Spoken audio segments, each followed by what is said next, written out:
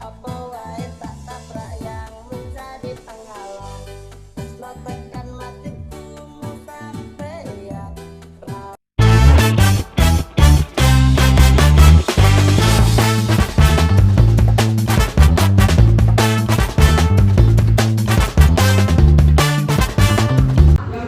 Assalamualaikum warahmatullahi wabarakatuh. Perkenalkan, kami dari kelompok 4 yang beranggotakan. Saya Cisana Fitasari. Saya Nisha Ramanda. Saya Sakila Hanifah. Saya Harapan Bukan. Saya Amrina Putra. Saya Muhammad Azza. Saya Lama Dalir. Di sini kami akan menjelaskan tentang kerajaan Islam di Sulawesi dan Maluku. Di antara lautan rempah dan dakwah sejarah Islam di Sulawesi dan Maluku. Satu di kawasan timur Nusantara, tempat laut bersinggungan dengan daratan yang kaya akan rempah-rempah, berdiri kerajaan-kerajaan Islam yang menjadi pilar penting dalam sejarah Indonesia. Islam hadir bukan hanya sebagai agama, tetapi juga sebagai kekuatan budaya, politik, dan peradaban. Inilah kisah masuk dan perkembangan Islam di Sulawesi dan Maluku, kisah dakwah yang damai, perjuangan yang keras, dan warisan yang abadi. Sekian dari saya. Yang pertama, jejak awal Islam di timur, dakwah dalam damai. Islam mulai masuk ke wilayah Sulawesi dan Maluku sejak abad ke-15 melalui jalur perdagangan yang ramai di perairan Nusantara. Para pedagang dari Jawa, Gujarat, Arab, dan pesisir India membawa bukan hanya barang dagangan, tetapi juga ajaran tauhid. Melalui pergaulan, pernikahan, dan peran ulama yang ikut berdagang, Islam menyebar secara perlahan namun mendalam.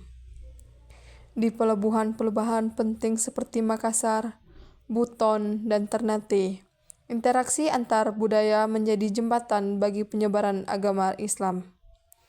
Islam diterima secara damai oleh masyarakat lokal karena nilai-nilainya yang selaras dengan kearifan lokal serta tidak bertentangan dengan adat yang telah ada.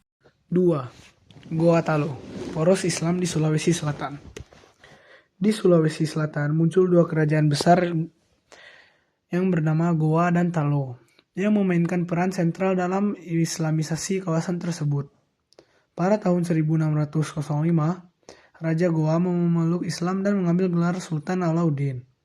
Keputusan ini menandai titik balik dalam sejarah Sulawesi, karena Goa dan Talo kemudian menjadi pusat dakwah dan kekuasaan Islam.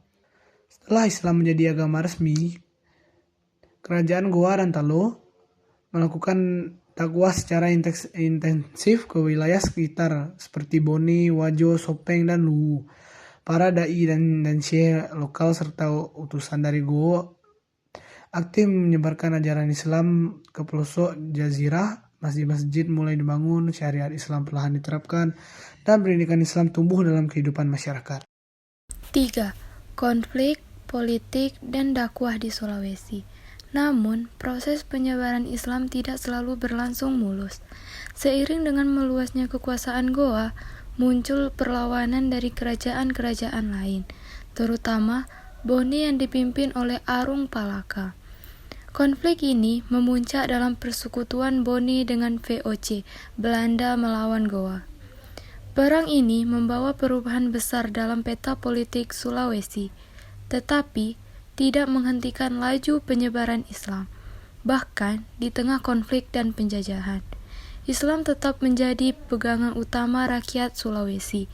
Nilai-nilai keislaman terus hidup dalam adat istiadat dan tata kehidupan masyarakat, termasuk di daerah pegunungan dan pelosok. Kesultanan Ternate dan Tidore menara Islam di Maluku. Di Maluku Utara, dua kesultanan besar menjadi tonggak penyebaran Islam, yaitu Kesultanan Ternate dan Kesultanan Tidore. Kesultanan Ternate telah memeluk Islam pada akhir abad ke-15, di bawah kepemimpinan Sultan Bahbullah. Ternate tidak hanya mengusir Portugis dari wilayahnya, tetapi juga menjadi kekuatan Islam yang berpengaruh hingga ke Papua dan Filipina Selatan. Sultan Bahbullah dikenang sebagai pemimpin visioner, pejuang kemerdekaan, sekaligus tokoh dakwah.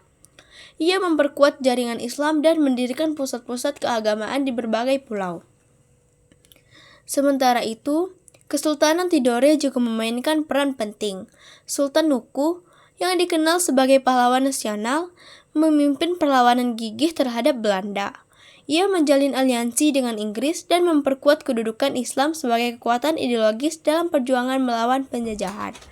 Sosoknya dikenang sebagai pemimpin Muslim yang berani, cerdas, dan berwawasan luas. 5. Warisan Islam di Timur Nusantara, dari masjid ke gunung. Islam bukan hanya hadir dalam bentuk kerajaan dan kekuasaan, melainkan juga mengakar dalam kehidupan masyarakat. Jejaknya dapat dilihat dalam arsitektur masjid-masjid tua, dalam adat dan hukum lokal yang mengandung nilai-nilai Islam, serta dalam sistem pendidikan pesantren dan madrasah yang masih bertahan hingga kini.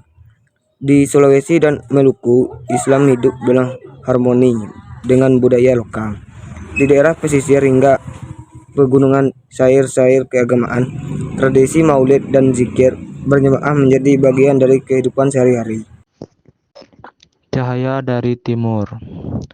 Kerajaan-kerajaan Islam di Sulawesi dan Maluku adalah bagian integral dari sejarah kebudayaan Indonesia.